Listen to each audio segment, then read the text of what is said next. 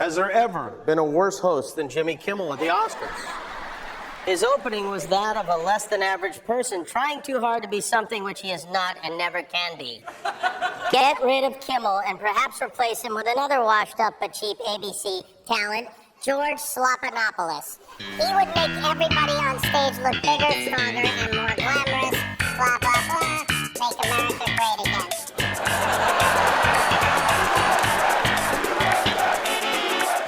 More hilarious information is coming out on just how triggered Jimmy Kimmel actually was on the Oscars night.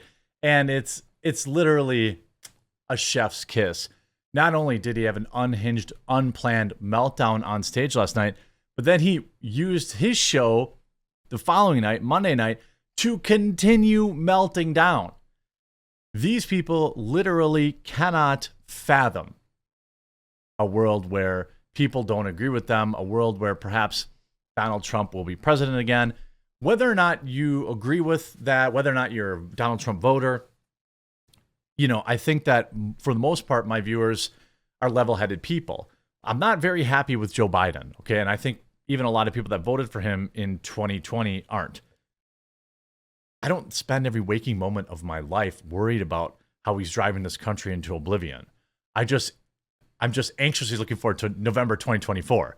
That's like how normal people react.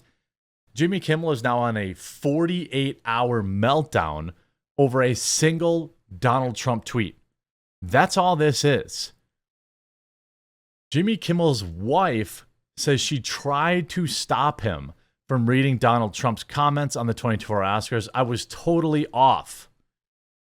Like, and then, of course, the very next night, you know, on his failing ratings television show that has not renewed his contract for obvious reasons, Kimmel slams nemesis Trump for an Adderall McFlurry post, calling him the worst Oscars host of all time. So 24 hours later, he's still coping and seething. That's I don't even understand. How can you be this sensitive?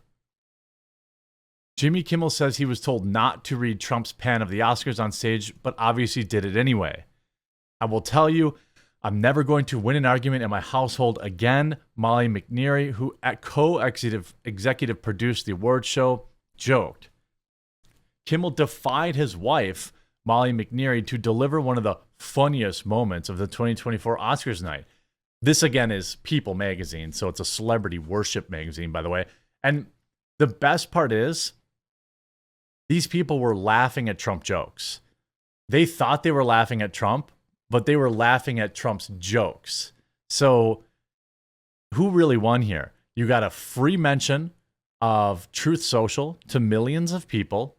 You gave President Trump his moment in the sun on in front of millions of people, and you've now been coping and seething for the last 48 hours about it.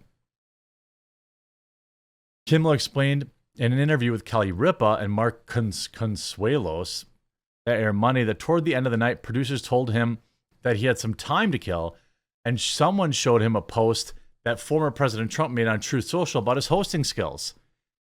Per the post, Trump called Kimmel's opening monologue less than average, said he was trying too hard, and he also called the show boring. I think all very fair criticisms. Not that I watched the Oscars. Kelly Ripa, 53, and Consuelos, 52, Kimmel told them that someone tried to stop him, but he didn't tell them that it was his wife. The Boss Baby actor went on stage, read the lengthy post, and closed the speech with a question that caused the room to erupt with laughter. I'm surprised you're still up. Isn't it past your jail time? He's not going to jail, by the way. In an interview with Variety, McNeary, who executive produced the award telecast, revealed that she was the skeptical party. I'm not proud of this, but I tried to talk Jimmy out of reading that. She said, I feel like my instincts are usually right, but I was totally off on that. McNeary explained that she wasn't in favor of giving Trump any airtime if she didn't have to. She admitted that she also thought the joke was a risk. I wanted to make sure it ended well, and I didn't want it to end on a sour note. Kimmel assured his wife that everything would be fine. He had a glimmer in his eye, and he said, I got this. Well, you're seething Still the next day. The next day. Despite claiming that the show is not about me and having not mentioned Trump in his opening monologue, Kimmel proceeded to read the post live on stage about himself before snidely asking the president about him going to jail.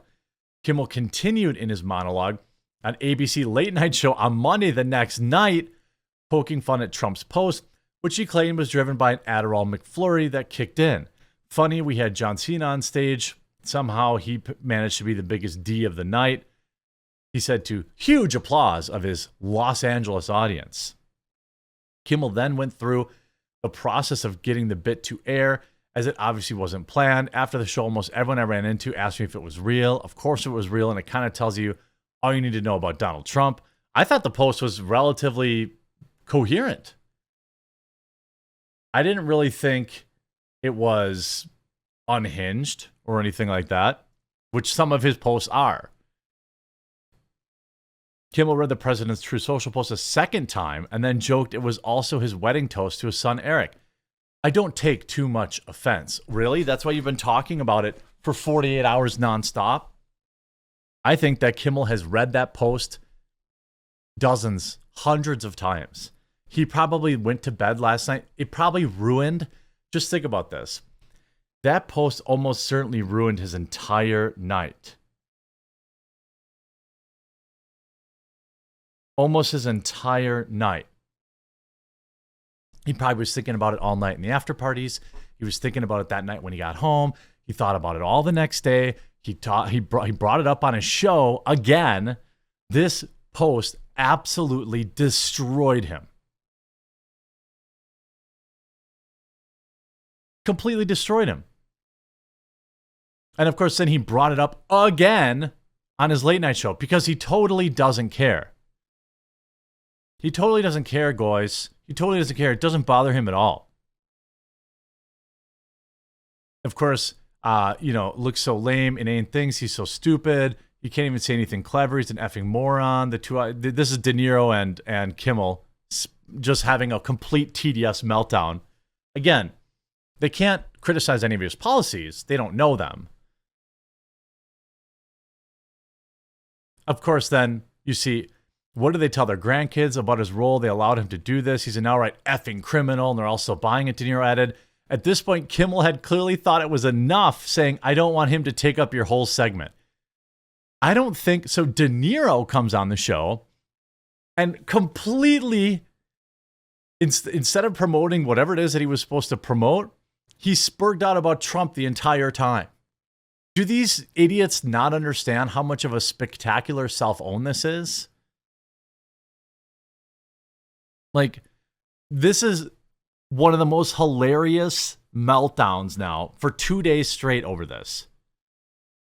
2 days straight. And honestly, like, isn't anybody over this? It isn't like, you even look at this headline, which is, it's like,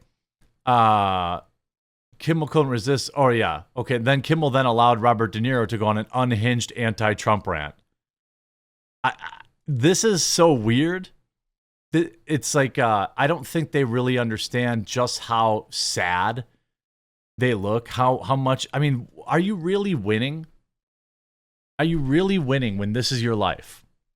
When all you do is obsess about Trump. You can see that even the New York Times, Kimmel explains his run-in sort of with Trump at the Oscars. They let Trump take over their night. The entire, Hollywood scene let Trump win. Now, every one of these liberal media outlets is reporting on Trump. Daily Beast. Jimmy Kimmel says he was told not to read out Trump's critical post at the Oscars. I'm going to guess. I'm going to actually pull this up right now. I don't know if I'm logged into Truth right now because because I'm on a new computer, but I'm curious. I'm curious how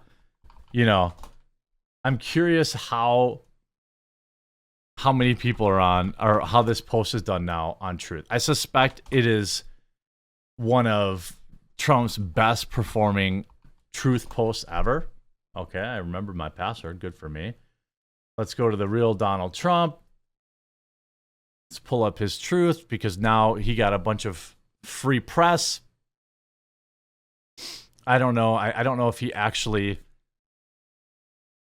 tweets a lot or not, or I guess truths a lot. You know, by the way, Trump's Truth Social is more alive than most people think. Now, you have to kind of be like a Trump person in general to see, you know, to really see how, you know, popular it is. Posts about Trump, things like that, they generally go pretty good. He's very, very active. Now, I don't know if this is all him or not. I'm not sure. But I was hoping to be able to pull it up sooner, but holy crap, does he post a lot. He posts like an insane amount, but he shares Dan Bongino. He shares, you know, so there's a good amount of people on here. By the way, lots of interaction. I know that essentially truth is a way that people get their daily Trump fix, which is genius of him because every liberal media outlet has to, you know, promote Truth Social every time they want to cover it. Every time they want to cover it, they have to say, oh, it was on Truth Social. So people go to Truth Social. You know how many unhinged liberals are on here? How many reporters are on here that have to stay on here because, well, it's because Trump might say something. Because Trump might say something, and then every time, here's the tweet. 40,000 likes. By the way, for Truth Social, that's a lot. That's a lot. You see everybody in the comments just dunking on him. People absolutely love it. 40,000 likes. Thanks to Jimmy Kimmel's 48-hour unhinged meltdown. I'll give it a like too. There you go, buddy. I'm sure Trump needed it.